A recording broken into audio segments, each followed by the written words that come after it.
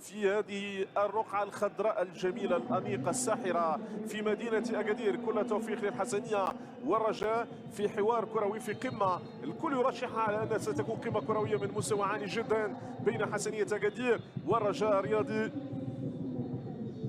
الصورة محمد بارودي يتوسط اللاعبين لاعبي الرجاء وحسنية أكادير، النسور الخضر وغزالة سوس في مباراة في أمسية. أعلم أنكم تتابعون باهتمام كبير مباريات البطولة الوطنية اليوم.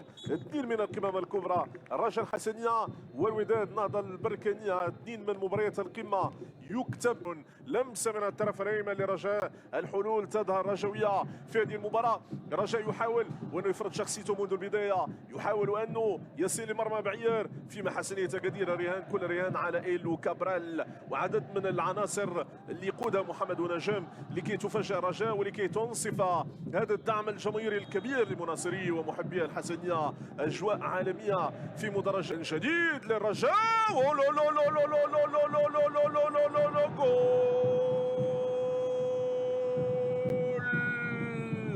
ماتياس النيجيري يتمكن من تسجيل الهدف الاول يا ساده هنا في اكادير. ماتياس النيجيري الذي ينقض على اولى اهداف هذه المباراه، عمل كبير والاشاده كل الاشاده بالعمل الكبير من الطرف الايمن. مشى ماتياس في القائم الاول ويتمكن من توقيع الهدف. تتغير النتيجه هنا في اكادير، تصبح 1-0 للرجاء. 1-0 ماستر كلاس في الكره الماضيه.